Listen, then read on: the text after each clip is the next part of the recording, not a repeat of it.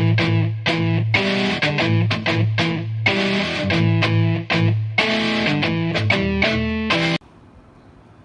students, so we will continue our chapter units and measurements. In the last lecture I have given some homework, right? So these are the terms I said you to identify them as a fundamental and derived quantities. I hope all of you are done the homework. So just check it once. So fundamental quantities and derived quantities. First one is temperature. Temperature is independent of any other quantity. Means temperature कोई दूसरे term के ऊपर depend नहीं होता. It is independent. मतलब कुछ और करके कोई दूसरा टर्म चेंज करके अपन टेम्परेचर को चेंज नहीं कर सकते. Temperature is always independent. So ये कौन सा टर्म हो गया? Fundamental quantity. तो temperature is fundamental quantity. Okay. Next, area. What is the formula for area? For example, if I take rectangle, area का formula क्या होता है rectangle के लिए? Length into breadth, right? तो area का formula हो गया length into breadth. Length means what? It is a distance. Breadth distance. मतलब length और length. मतलब area जो है ये दो term के ऊपर depend है. मतलब area calculate करने के लिए first अपने को length निकालना पड़ेगा और breadth निकालना पड़ेगा. सो एरिया किसके ऊपर डिपेंड है? ये दो टर्म्स के ऊपर. और लास्ट टाइम मैंने बताया था जो फिजिकल क्वांटिटी फंडामेंटल के ऊपर डिपेंड है तो उसको अपन क्या बोलेंगे? Derive quantity. तो area is a derive quantity. Okay. Next, velocity. The formula for velocity. Velocity is what? It is displacement upon time. Velocity is displacement upon time. Velocity is displacement upon time. Displacement means what? It is also distance, length and time.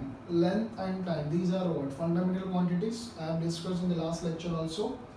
So velocity depends on two fundamental quantities. So by definition we can say velocity is also derived quantity. So velocity is also derived quantity, right? Next, acceleration. What is the formula for acceleration? So we can write acceleration as velocity upon time.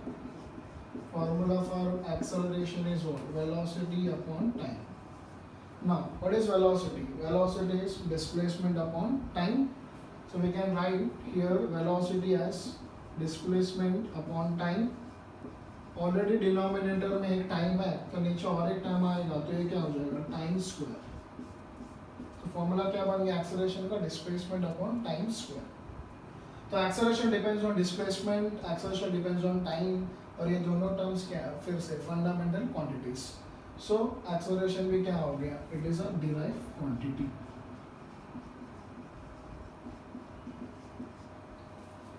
Next, volume. Volume का formula क्या होगा? For it is simply we can write as volume length into breadth into height. So volume is length into breadth into height. Length is a distance, breadth is a distance, and height is also distance. Distance into distance into distance, and all these terms are what? Fundamental. So volume depends on fundamental, so we can say volume as derived quantity. Next, density. What is the formula for density? Density is mass upon volume. Mass upon volume. Mass is a fundamental quantity. Volume तो अभी मैंने formula निकाला length into breadth into height. Volume is length into breadth into height. Substitute here. So you will get mass upon length into breadth into height. मतलब ये सब physical quantities हो गया. तो density depends on fundamental quantities. तो density भी क्या हो गया? It is also derive quantity. So ये होमवर्क दिया था मैं लास्ट टाइम, उसका आंसर ये है. सिर्फ टेम्परेचर एक फंडामेंटल है, बाकी सब क्या हो गया? Derive quantity. Okay. So I hope आपको आंसर्स समझ में आए होंगे मैंने जो यहाँ पे एक्सप्लेन किया है. तो इन डिटेल में आपको और अच्छे से एक्सप्लेन करूँगा फंडामेंटल और डिराइव क्या है, कितने टाइप्स है उसमें, वो सारे terms upon one by one study करेंगे, right. So now give heading types of fundamental, right? That is exam fundamental quantities.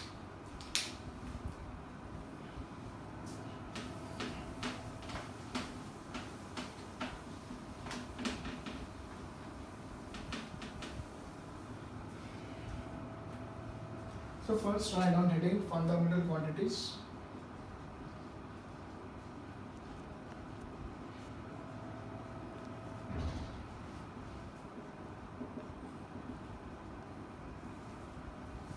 So how many, in short, how many fundamental quantities are there? कितने fundamental quantities हैं?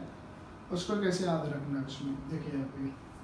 So totally we have 7 fundamental quantities. मतलब कोई भी आप derived quantity लो, उसका अगर formula पर लिखते जाएंगे तो लास्ट में ये 7 फंडामेंटल क्वांटिटीज ही आपको दिखाई देंगे उसमें.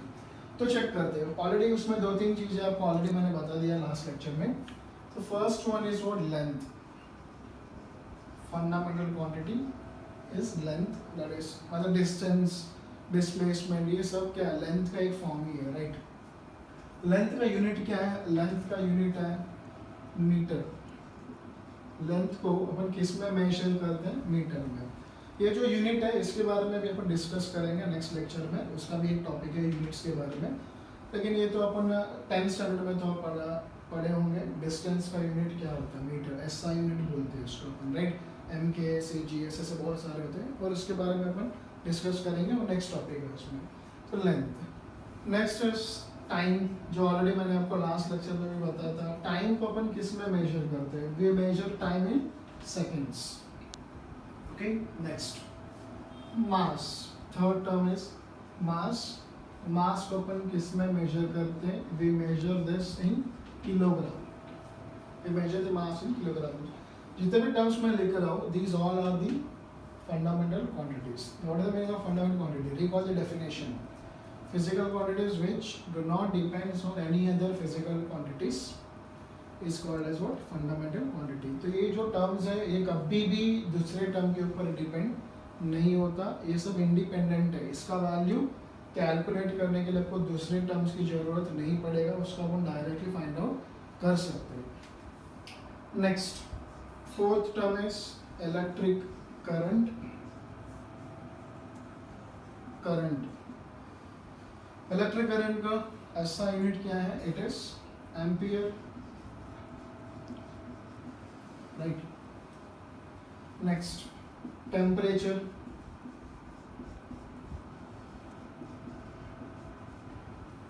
टेम्परेचर के लिए भी अपने को दूसरी चीज की जरूरत नहीं पड़ेगा मेजर करने के लिए. इसका यूनिट क्या है टेम्परेचर का? इट इज केल्विन और mostly we use degree celsius, right. ये दोनों यूनिट यूज कर सकते हैं, केल्विन और डिग्री सेल्सियस. और आपको पता होगा डिग्री सेल्सियस को केल्विन में कन्वर्ट करने के लिए क्या करना है, right. +273. Next sixth one is luminous intensity. Luminous intensity. Intensity इसका यूनिट क्या है? कैंडेला. ये सब अपन जब फिजिक्स चैप्टर स्टार्ट होंगे, मतलब आगे लाइट के चैप्टर्स वो सब, तो सारे चैप्टर्स में ये सारे टर्म्स रिपीट होते रहेंगे. अगर अपन करंट इलेक्ट्रिसिटी पढ़ेंगे तो उसमें अपने को करंट रिपीट होगा. हीट के चैप्टर्स पढ़ेंगे उसमें टेम्परेचर आएगा, केल्विन. ऐसे लाइट के बारे में इंटेंसिटीज एंड ऑल स्टडी करेंगे अपन. तो ये सब यूनिट्स वहाँ पे अपने को दिखाई देगा. Next is amount of substance. Amount of substance. Amount of substance के लिए यूनिट क्या है? मोल. अमाउंट ऑफ सब्सटेंस के लिए यूनिट क्या है? मोल. ये जनरली अपन केमिस्ट्री में यूज करते हैं, बहुत बार सुने होंगे. 1 mole of this, 2 moles of this gas is mixed with this, right.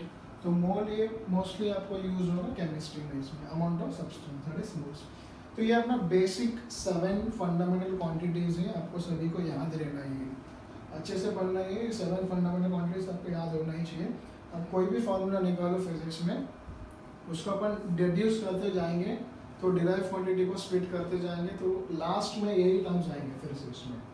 Okay. तो ये बेसिक 7 फंडामेंटल क्वांटिटीज है, ये आपको याद होना चाहिए. इसके अलावा कभी का मतलब एक स्पेशल केसेस में अपने को कुछ और भी 2 टर्म्स आएंगे, वो यूज हो सकते हैं आपको. तो वो है, तो ये एडिशनल है, इसको अपन बोल सकते हैं सप्लीमेंट्री, एडिशनल है ये, ओके, सप्लीमेंट्री फंडामेंटल क्वांटिटीज।